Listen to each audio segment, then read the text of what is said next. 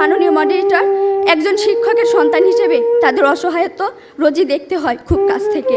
মাননীয় মডারেটর, গত ঈদে আমি যখন একটি ভালো পোশাকের জন্য কান্নাকাটি করছিলাম, তখন বাবা আমার হাতে কাগজ কলম ধরিয়ে দিলেন, আমার দিকে ছুড়ে দিলেন একটি গাণিতিক প্রশ্ন। একজন দিনমজুরের দৈনিক আয় 300 টাকা হলে মাসে তিনি কত টাকা আয় করেন? মাননীয় মডারেটর, মুখে মুখে বাবাকে জবাব দিলাম 9000 টাকা। বাবা আমার কাঁধে হাত রাখলেন, চুলের মাঝে হালতো বিলি কেটে বললেন, মা রে, তোর এই বাবা হাই স্কুলের শিক্ষক হিসেবে মাসে 8000 টাকা বেতন পায়। আমি কোনো প্রশ্ন করতে পারিনি বাবাকে, লজ্জায় বাবার মাথাটা নিচু হয়েছিল। পৌরাত্বের দ্বার প্রান্তে দাঁড়ানো বাবার বয়সে চোখ হতে খসে পড়ে জল। জানি না মাননীয় মডারেটর, আমার বাবার বয়সে চোখ থেকে খসে পড়া জল শিক্ষার মানকে কতটা টেনে তোলার যোগ্যতা রাখে। মাননীয় মডারেটর, এই যদি হয় শিক্ষাগুরুর জীবন, তাহলে একটা সময় হয়তো এদেশে আর কোনো শিক্ষকই পাওয়া যাবে না। এমন বাংলাদেশ আমরা কখনোই আশা করি না। মাননীয় মডারেটর, 30 লক্ষ লাশের একটি পাহাড় মারিয়ে আমরা বর্তমানে এসে দাঁড়িয়েছি। 2 লক্ষ মায়ের স্নেহের আঁচলে সাজিয়েছি দেশ। প্রতিপক্ষ বঙ্গবন্ধুর স্বপ্ন, লাখো শহীদের প্রত্যাশা আর বীর জননীর ত্যাগের প্রতিদান দেওয়ার এখনই সময়। আর তার জন্য চাই শিক্ষাক্ষেত্রে অধিক বিনিয়োগের মাধ্যমে টেকসই উন্নয়ন নিশ্চিত করা। প্রতিপক্ষের বক্তব্য শুনে মনে হচ্ছে টেকসই উন্নয়ন মানে এক পুরুষে গড়ে ধন আরেক পুরুষ খায়, পরের পুরুষ এসে দেখে খাওয়ার কিছু নাই। কেননা টেকসই উন্নয়নের সংজ্ঞায় সবচেয়ে গুরুত্বপূর্ণ দিকটি হলো বর্তমানে চাহিদা পূরণ করে ভবিষ্যৎ প্রজন্মের চাহিদা পূরণের জায়গাটি অক্ষুণ্ণ রাখা।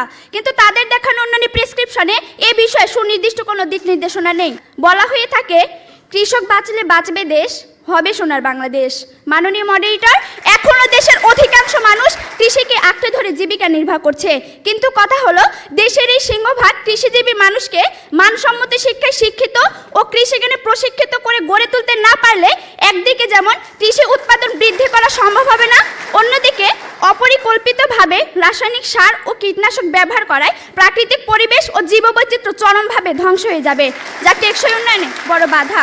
তাই আমাদের বক্তব্য হলো, মাননীয় মডারেটর, কৃষিজ উৎপাদন বৃদ্ধি ও প্রাকৃতিক বিপর্যয় রোধ করে টেকসই উন্নয়ন নিশ্চিত করতে শিক্ষা খাতে আরও বেশি বিনিয়োগ করে শিক্ষা ব্যবস্থায় কিছু কৃষিবান্ধব পদক্ষেপ গ্রহণ করতে হবে।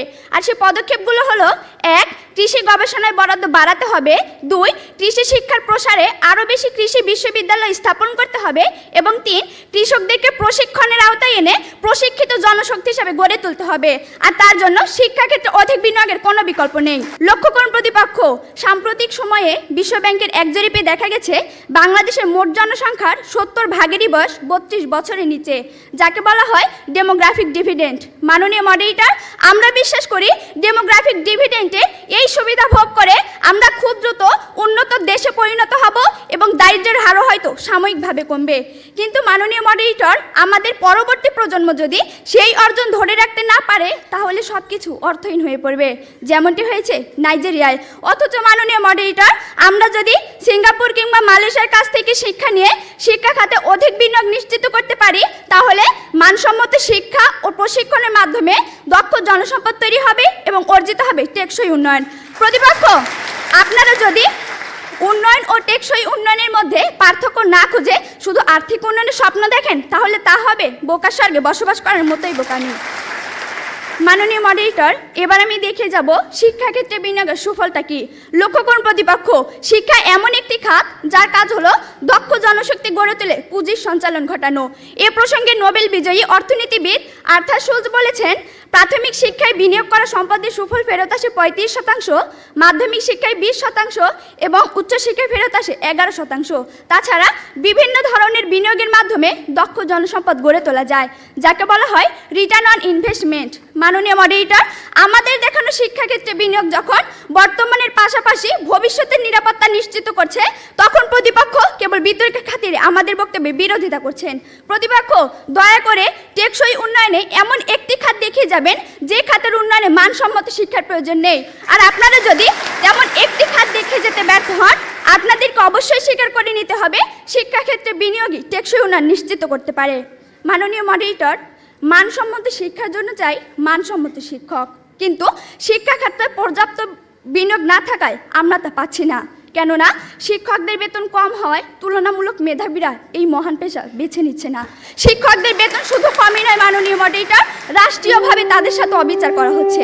মাননীয় মডারেটর, একজন শিক্ষকের সন্তান হিসেবে তাদের অসহায়ত্ব রোজই দেখতে হয় খুব কাছ থেকে।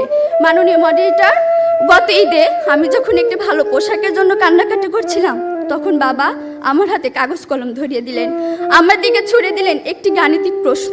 একজন দিনমজুরের দৈনিক আয় 300 টাকা হলে মাসে তিনি কত টাকা আয় করেন? মাননীয় মডারেটর, মুখে মুখে বাবাকে জবাব দিলাম 9000 টাকা। বাবা আমার কাঁধে হাত রাখলেন, চুলের মাঝে হালতো বিলি কেটে বললেন, মা রে, তোর এই বাবা হাই স্কুলের শিক্ষক হিসেবে মাসে 8000 টাকা বেতন পায়।